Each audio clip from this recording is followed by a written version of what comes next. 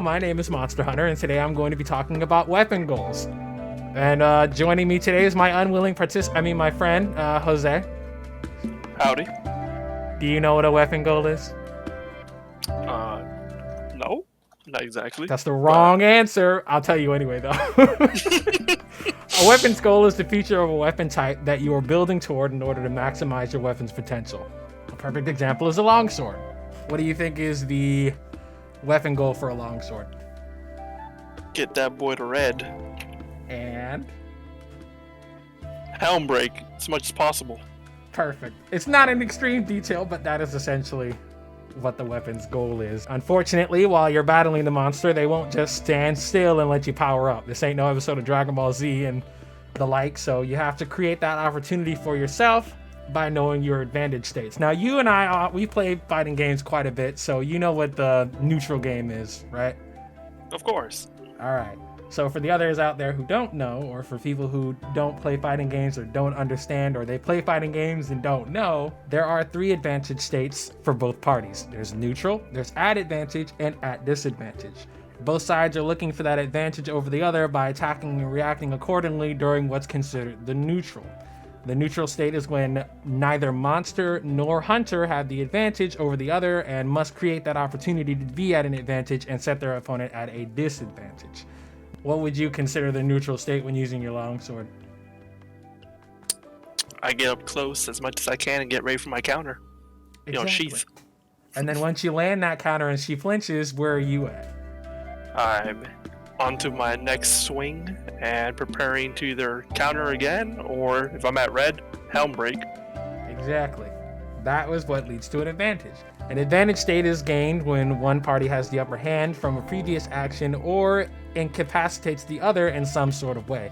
The advantage state for Hunter, like he just previously explained, is when the monster is either staggered, stunned, or afflicted with paralysis, or knocked down from any type of move that you use if they're in a special state like swimming or flying. For the monster, it's when the hunter is locked into a chain attack or pressured from constant attacks once the hunter is knocked on their butt, knocked back lightly or harshly, or incapacitated by either stun or paralysis. See, the disadvantage state, when it's one party at the mercy of the other. Hunters that are at a disadvantage are usually caught in a monster's vortex or combo, and it forces the hunter to take a defensive action if they are not brave enough to reciprocate or counter the pressure. Usually this happens when you have a blight, or you have low health and you're trying to run away while they're coming at you and you're trying to heal or remove it. Monsters that are at a disadvantage are either affected by a status such as paralysis or sleep, caught in a pitfall or shock trap, blinded by a flash bug, staggered, exhausted, stunned, you name it. Anything that puts the monster out of commission long enough for the hunter to deal uninterrupted damage. With that out of the way, we can finally talk about goals for every weapon.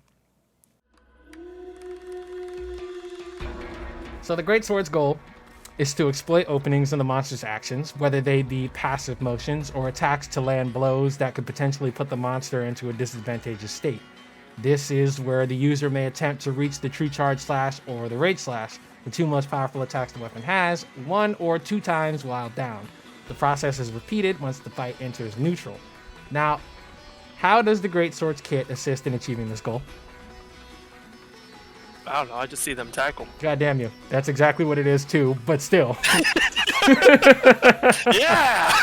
With the addition of tackle, you can resist knockbacks in order to charge more, or by using attacks to skip the levels between True Charge Slash or Rage Slash. There is also Adamant Charge Slash to continue the pursuit, or even Power Sheath, which grants you invulnerability on startup, as well as an attack bonus and a dash, which can also support a hit and run playstyle.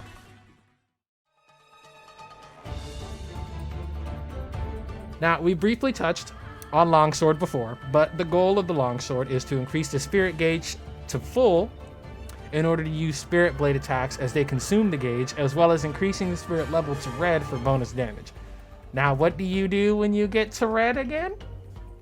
You helm break. Exactly. As often as possible. Anytime you're red, you just helm break. There is no... I don't know. I don't want to take away people's opportunity to use Silkbind, Sakura Slash, but let's be real here. If you want the big money numbers... Yeah, Helmbreaker's the way to go. It's the only way to go. It's the only Don't way. even serene pose. You don't need that. Sword and Shield has different ways to achieve its end goal through locking the monster down with shield attacks or persistent DPS to knock the monster down to spam its damage combo. Another exception is using Perfect Rush to take advantage of the monster's openings to deal massive damage in a short period of time. This doesn't have to be done when the monster's down. This can also be done because the leap backwards before Perfect Rush counts as a dodge. So you can dodge an attack and then rush in, or you can just stagger the monster and then immediately enter the leap into the Perfect Rush. These also lead to advantages where you can spam Spinning Reaper, which is also an end move that you want to use when you're reorienting yourself. Dual blades are death by 1,000 cuts. I'm not going to go into detail on this video about the different playstyles. That's for another video. However, for the most part, with dual blades, you want to be as aggressive as possible and stick to the monster like a parasite to fill the demon gauge and to enter Archdemon mode, which gives you a damage bonus. However slight, still a damage bonus.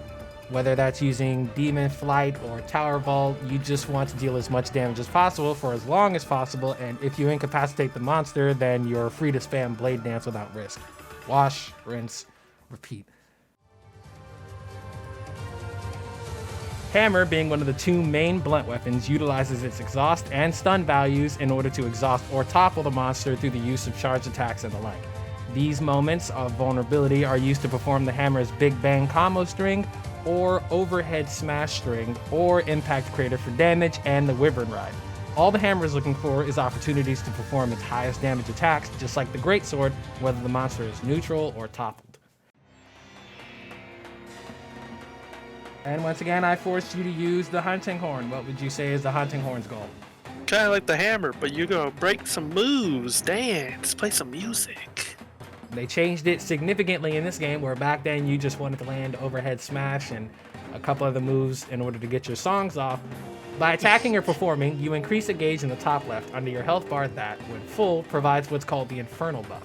This is only activated after a Silkbind Slide Beat or Magnificent Trio, and increases attack for a short period of time for not just you, but everybody on your team.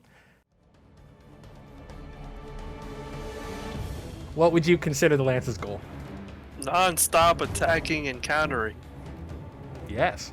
The Lance's goal is a tad similar to Dual Blades, where you want to stick to the monster and swing, but it's a tad more complex than that. Whereas Dual Blades may dip and dodge with evasion, leaps, or a shrouded vault, Lance has to stand its ground and repetitively counter through attacks to continue the onslaught. Countering weak attacks with any shield attacks, power guard, or Silkbind counter is exactly what you're looking for. Gunlance operates differently than Lance, where its main goal differs depending on the shelling type. Normal and long shelling is to fire off as many shells through burst fire and to stick in as many worm stakes into the monster as possible anywhere, while using overhead smash and wide sweeps for its heavy hits. This isn't to say you can't use lateral or guard thrusts, but for damage output, yes, you want to spam those as well, since you want to cause a topple in order to do your actual overhead smash into wide sweep combos and repeat. As for wide shelling, you want to charge those shells and land worm stakes specifically in the head for the opportunity to KO, which is primarily where your knockdowns are going to come from if you're using wide shellings. And yes, somewhere in there you can use Wyvern's Fire, but you still want to create the opportunity to exploit the monster's openings to use it.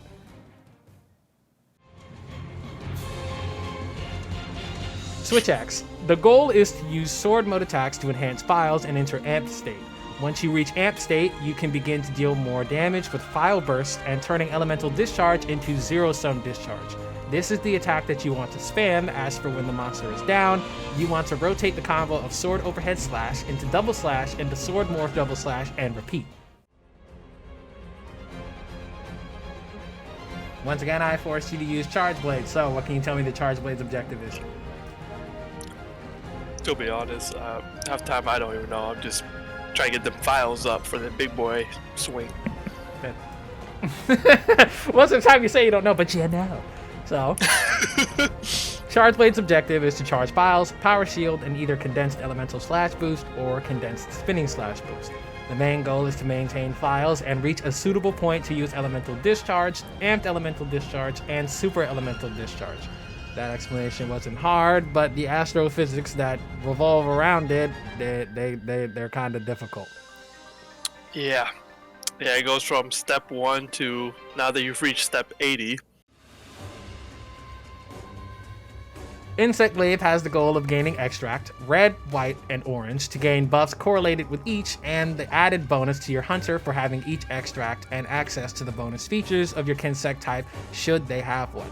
I don't exactly know whether using the Infinite Combo or just using the Strong Thrust into Strong Wide Sweep and Tornado Slash or Tetraseal Slash is better, but yeah, that's what you're looking for. You can also focus for Wyvern Rides or maintain distance above the monster by using the Jumping Advanced Slashes or Diving Wyvern.